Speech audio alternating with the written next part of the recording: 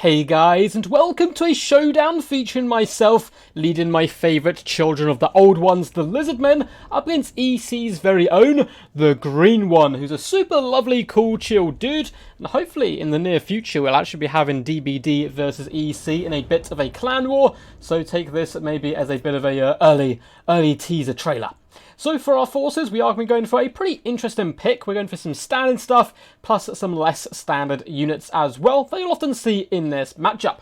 I've often been quoted saying, you should never box against vampire counts, because when you go to box builds, it can turn out pretty terrible for you. Vampire counts are the master of the grind fight, but boxing them is exactly what we're going to do, because we have skink cohorts guarding the flanks, and one as well in the centre, and then we have triple temple guard, 1, 2, 3, one of which is of course the Star Chamber Guardians, the regiment renowned bad to the bones elite bodyguard of the Lizardmen forces, protecting this rather glorious looking Slan Mage Priest of light magic, coming in a bonus time warp to help buff them up, net of Amantok, which is very key, so you can pin in Blood Knights, Terragooses, and all that nastiness, as well as fire protection and all the items and goodies a Slan can bring to the table.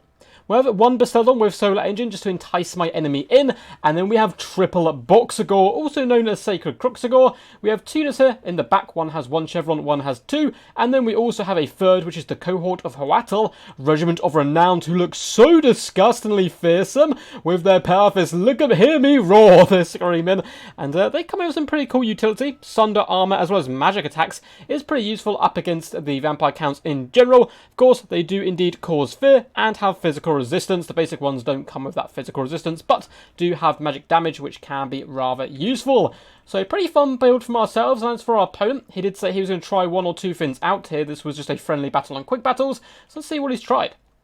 With some direwolves on this flank, escorting a unit of Black Knights, so no Blood Knights here today, the cheaper variety will have to do. We have some Graveguard and zombies dotted all the way along, mixed in with Skeleton Warriors as well. It looks like for the most part those Skeleton Warriors shall indeed be Spearmen though, and yeah, that is the same all the way along, with another unit of Black Knights on the far side.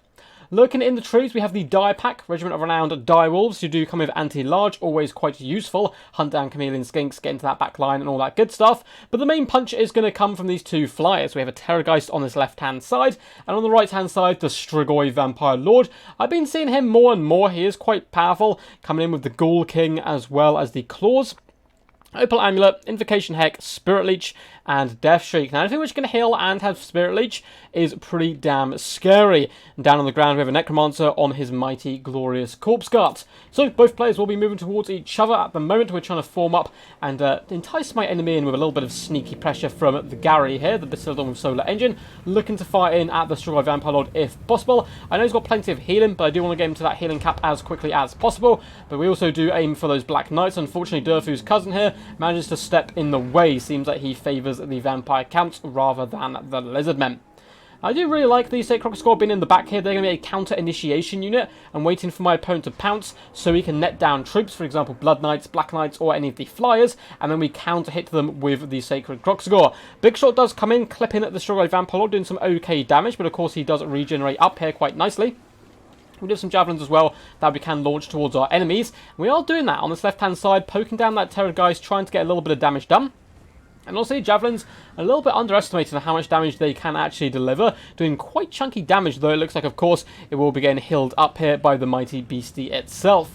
We're going to be falling back and moving to this right-hand flank slightly, buying more and more time for that Bastiladon to shoot. Once again, catching the Strigoi Vampire Lord, doing some pretty solid damage, although we are going to be switching our shots between the units, so my opponent has a little bit tougher time healing up if at all possible.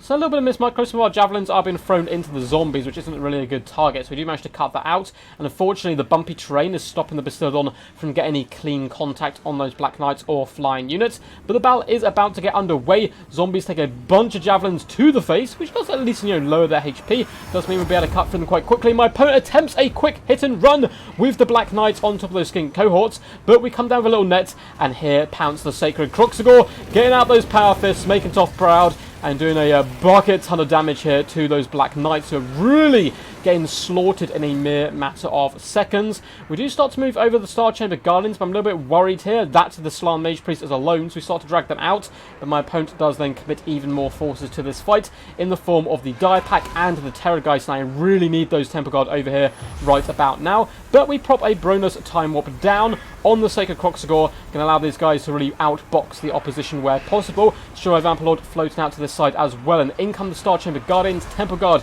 as well as the Cohort, all running in to meet the enemy in hand-to-hand combat. Die Pack get absolutely slaughtered, and a big fat banishment does come down by us. On the far side though, my opponent's done a really good job. Graveguard having engaged with Temple Guard, who also starts to lap this unit round to try to intercept us and kind of get us in the rear there, which isn't too good for us. Big Fat Banishment still is popping. Looks like it's cleared out a lot of my own troops as well as the enemy troops. And now some of the Sacred Kroxigor are getting beat down pretty damn hard. But likewise, look at the damage output. Despite Opal Amulet, despite the Ghoul King, the Strigoi Vampire Lord is getting wrecked by the Cohort. Baroness Time Warp is popped on these guys, giving them 69 melee attack. Or if Quetzal has gone down as well. And this Vampire Lord is getting absolutely pounded and fisted into dust. Not something any Vampire Lord would like to happen to themselves. And yeah, he's getting annihilated pretty bad. Black Knights, they get caught with another net, and we managed to intercept them with some of the Skink here, as well as the Star Chamber Guardians briefly, and did some decent damage. Unfortunately, so Kroxigor are running for their lives now. They've been terrified. We're going to pop a Overcast Fire's Protection, giving us that extra armor, and we're not really fighting too well here, because we should be fighting realistically on top of all the Temple Guards to help support and buffer out the enemy damage on the Sacred Kroxigor. Instead, we kind of have these multiple fights going on, and a lovely rear attack coming in by the Grave Guard on our poor beleaguered Temple Guard, who are dealing the damage out to these Grave Guards. So honestly, my opponent playing maybe a little bit better than us in getting those key engagements, but messing up where it matters, and that is his Lord getting stuck down here, and the Sacred Kroxigor dishing out the damage. Even the Slar Mage Priest does move into combat there to try to get a little bit of poke, and it looks like the Vampire Lord is going to be able to escape for now. Blood Statue of Spite has been popped on it, which is definitely meant to deal with units rather than characters, but I want to get any damage possible right now. I want him to crumble into dust. Looks like we may get our wish, but not for a big breath attack comes down, aiming at the Sacred Kroxigor, doing some okay damage. As well as, it seems like a Spirit Leech coming down, which is a little bit scary stuff.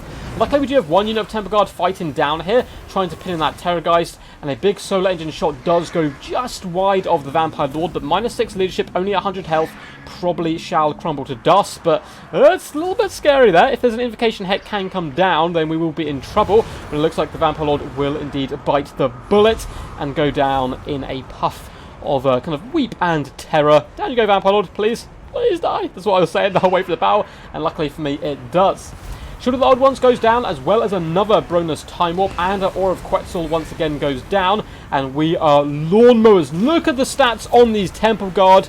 Absolute world beaters. They're easily going to be able to pick apart the Terrorgeist with big swipes from their mighty halberds. Some of the Sacred Kroxigor are running for their lives right now. The Cohort, though, doing just fine, up to 66 kills, pounding down the large creature.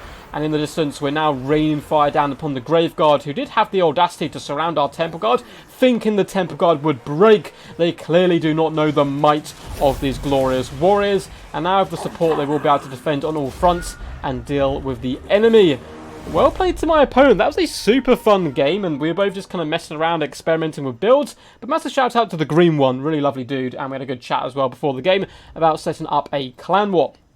Really wanted to showcase the power today of the Sacred Kroxigor. I think they are incredibly niche. Like, incredibly niche. There's only 1 or 2 matchups where I think they're viable, and this is probably the best one. Now, if they take a full charge from Blood Knights, you're certainly going to be in trouble. So if you are going to bring them, I think going with a Netcaster certainly is the way. Plus, a Light Slam Mage is always pretty good in this matchup. Breath attacks can be a big problem for this build, of course, but if you do net the enemy large creatures when they swoop down in, then your Star Chamber Guardians, your Temple Guard, supported by the Sacred Kroxigor, should be able to do pretty decent damage. Well played to my opponent though, really fun game, hope you guys enjoyed. If you did, we will get through that damage dealt and damage value in just a second, but feel free to leave a big fat thumbs up, as well as subscribing to the channel if you haven't already. Both things help massively in pushing out the channel more and more, and comment down below, what was your favourite moment, who was your MVP, what do you think of the Sacred Kroxigor, do you love them, do you hate them, let me know down below, or simply just yell quack at me. I do love reading all the comments, and actually since I've started telling people to yell quack at me, you'd be surprised at how many quacks I get down in the comments below. If you do guys want to support the channel in any other way, there are links in my description of how you can do that. We have a Patreon, we have a Games Planet account, we also have a Discord where you can submit replays to me, get involved in the multiplayer scene, hone your skills, and chill out with a load of cool people, and see pictures of ducks. But anyway, on to the glorious stuff. So the Slar Mage Priest of Light, of course, here, and the predominant role of buffing up my troops, fast protection, bonus time warp, all that good stuff. But despite that, still getting 1,482 damage value, very impressive, and even managed to get in there with a little bit of combat. Some nice banishments coming down by him, although I think we still had one left in the pocket, which I was going to save for those Grave Guard who are kind of surrounding my poor Temple Guard.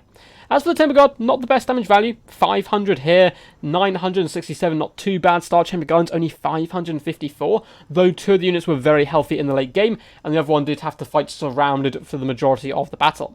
For the Luskin cohorts, they paid for themselves, it would seem. 500 damage value here, 600 and 243. Not too shabby whatsoever, but certainly the MVPs, surrounding key targets at the right time, were the Sacred Kroxigor. Though I left them a little bit more isolated than you should do, you should definitely saturate these guys with infantry rather than have them fight on their own like I left them to. They still got good damage value. 1,079, not too shabby whatsoever. 1,977, and then on the Regiment Renowned, 2,467 damage value, 9.5k damage dealt, 66 kills, absolute well-built beaters. They performed really well. They are an expensive unit, but I'm very happy with how they work today. And our Bastiladon was basically full health at the end, 942 damage value, not too shabby whatsoever. As for the green one, he was trying out a few different tactics. I do like the inclusion of Black Knights. I think Lances certainly would have paid a bit more dividends. Blood Knights, of course, far more effective and better in this matchup because they can take down the large creatures. But if you are trying to cut costs, allow yourself to go double flyers up in the sky, as well as a decent amount of infantry, then I think going for the Lance variety may yield slightly better results. Of course, it does take a lot more micro, though. Vampire Lord, 1,433, not too shabby, but again, it did get surrounded and beat down surprisingly quickly. You can't underestimate the Sacred Kroxigor, and I think they are very underestimated. Next monster, only 82 damage value, but was really here more as a battery, and the zombies across the board simply died quite humbly. Graveguard not even getting the best of efforts either from them.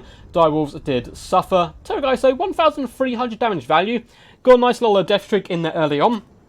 With a bit more effective cycle charge and we could have been in trouble, but luckily the Sacred Kroxigor, unlike, Temple Guard and other units you use to defend slants in this battle, actually have the mass to pin in such large creatures, and because of that we neutered the effectiveness of the enemy flyers.